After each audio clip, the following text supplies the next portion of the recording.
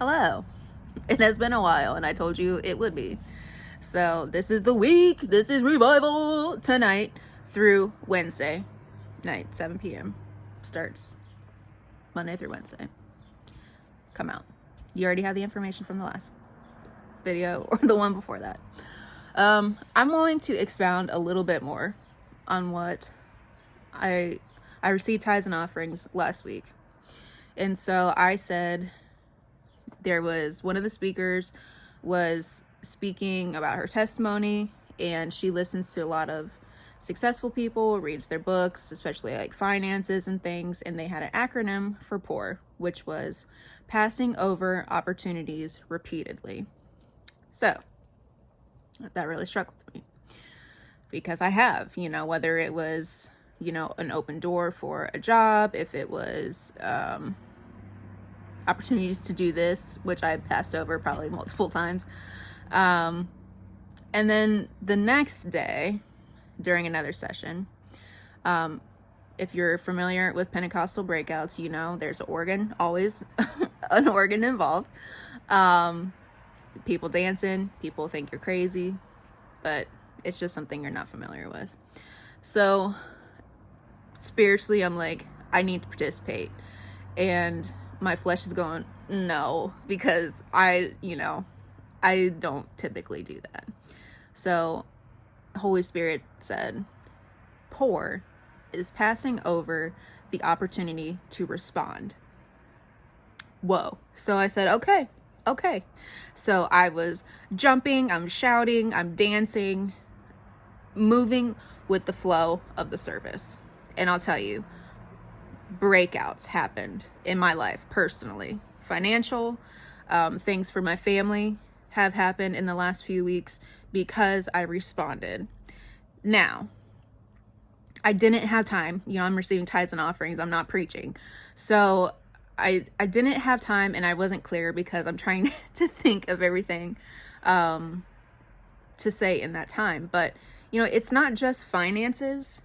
It's spiritually. If you are not responding spiritually, you're poor. You are poor spiritually.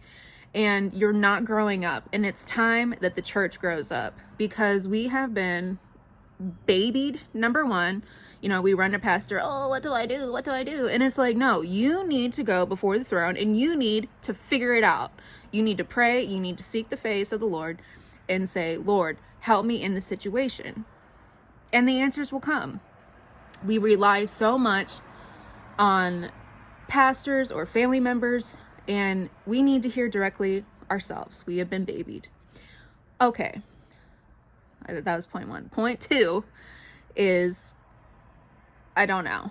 Yeah, I had a point two. Now I don't know. But we've got to grow up. We've got to respond. Yes. Number two. Okay. Responding to thoughts. Your thought life dominates.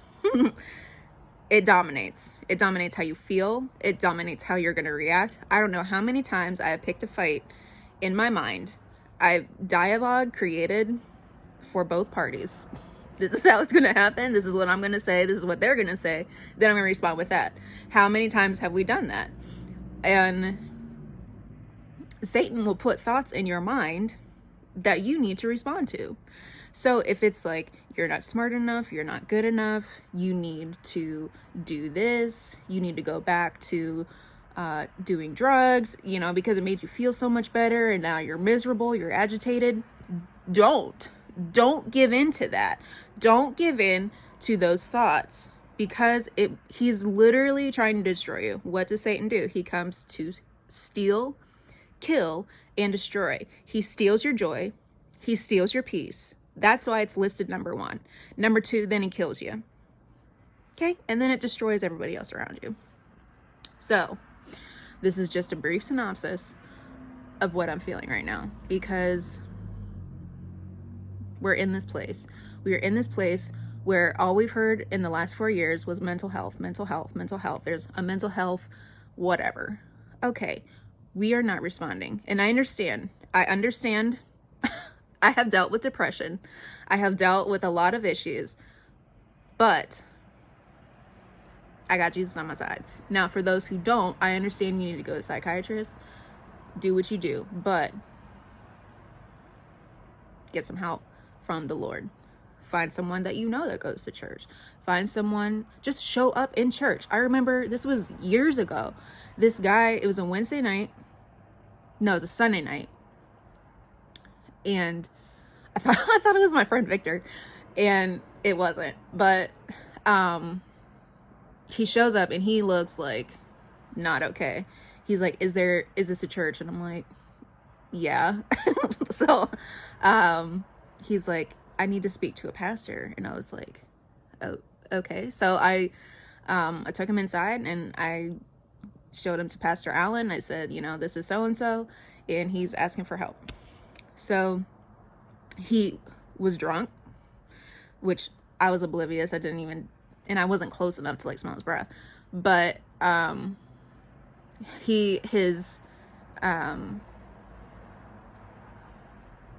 what happened? His daughter was at his ex's.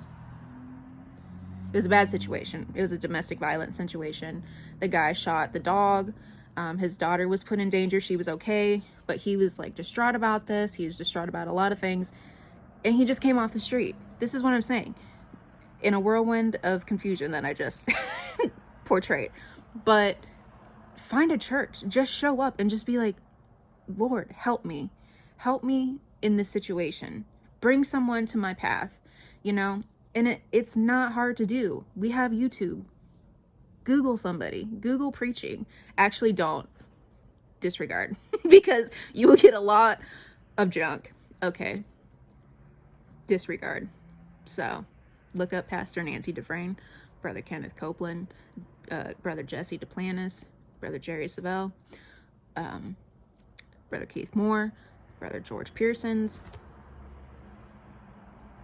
Jeremy Pearsons, which is his son, Bill Winston, Brother Bill. Oh my goodness. Let me tell you, if I had time, that man suffered a stroke in April. Okay. He had been practicing because he was at Southwest, that convention that I spoke about that you need to watch.